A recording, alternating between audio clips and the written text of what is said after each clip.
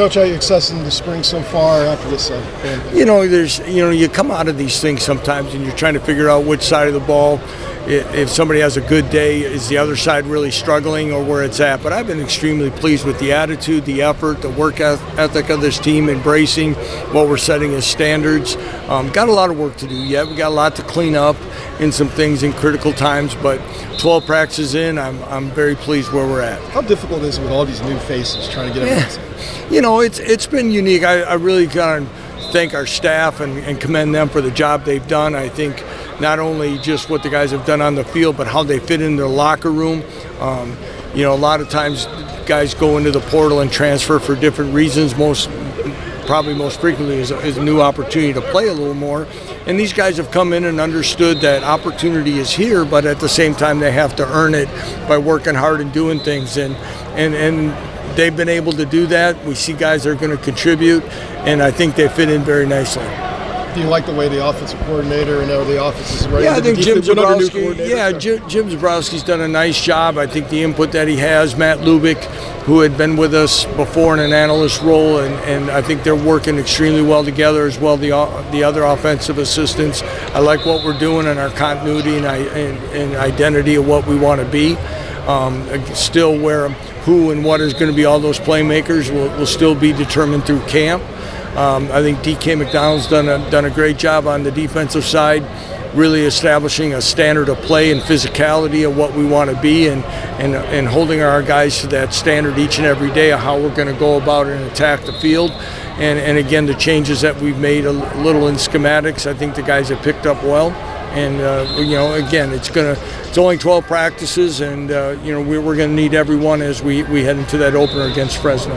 Panagos at the defensive line has a chance to be the engine of this team. What have you seen? Yeah, I think the way, especially when you have two defensive line coaches, Jim's talking mainly his position, probably at D tackle, because there's experienced guys there, and when you've had four guys that have played some football for us, and the way they've played has been exciting, and it should be. I always say, probably the positions we talk about the least sometimes are offensive and defensive line, but that's where you win games and championships.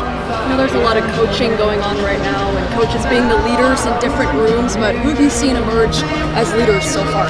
Yeah, that's one of those things when there's some similarities like when we first got here where coaches got to do a lot of the leading until we get those things that are established. Again, a lot of the new guys come in here are just trying to figure out routine and expectations.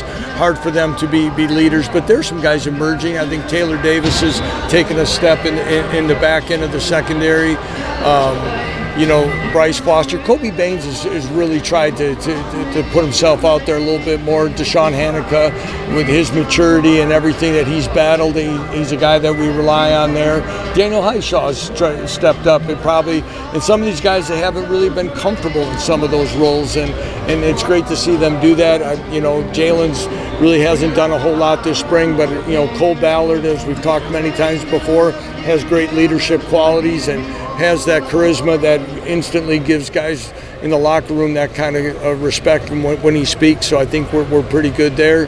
We mentioned the defensive tackles before. I think DJ Withers is one of those guys. Dean Miller missed some time with illness, but he's worked hard there. We're going to continue to work on, Bengali Kamara is probably one that's going to need to step up and vocally for us at that second level position. And how are you guys preparing for potential roster cap numbers at 105 with the NCAA settlement on Monday? Yeah,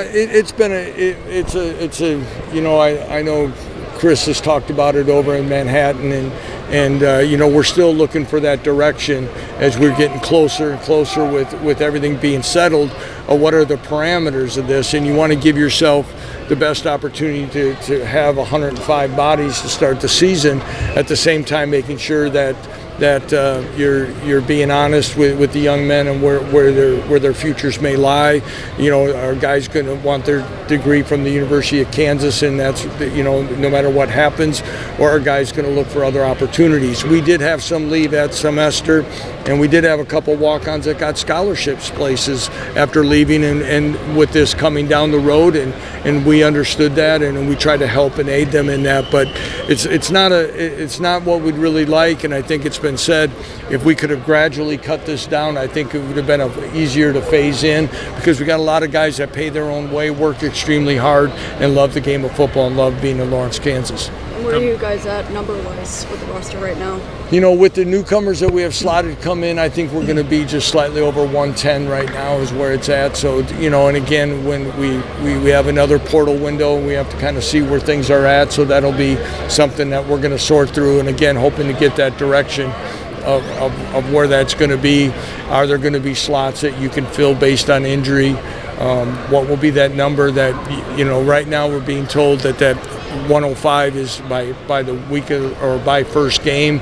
So what does that really entail? And again, I think everybody wants to stay competitively balanced and not be behind in some of these areas. So we'll have to kind of see what kind of precedent set. About 2/3 of the spring done. Where are you guys at health-wise? You know, probably not exactly where I'd like it to be. We lost more guys. We didn't go live today. We're a little bit more banged up at running back than I'd like right now, with about 3-4 guys out. So, but you know, I think we have total about 8 out right now. So, you know, it's probably par for what you normally go through. I haven't compared it to past years, but we also took a look. We're right on course for the amount of live snaps that we've done in this program in our previous springs, and probably have had more success in our thud periods than we have in previous years. So I feel good about that and what we're getting accomplished. And I hope that right now we can get everyone back here, even as we head down the road, other than the ones that have had surgery. Anybody else? How's Jalen coming along? Jalen's coming along well. He's starting to throw more and do some things, moving around. He's getting anxious, I can tell. But I tell you what, you know, unfortunately, you know, we all know the road he's kind of gone through.